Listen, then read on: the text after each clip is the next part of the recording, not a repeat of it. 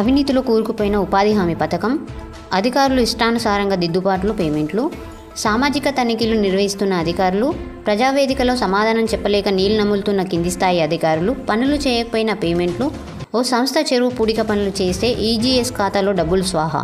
అవినీతి అధికారులపై చర్యలు ఉంటాయా లేదా తూతు మంత్రంగా వదిలేస్తారా?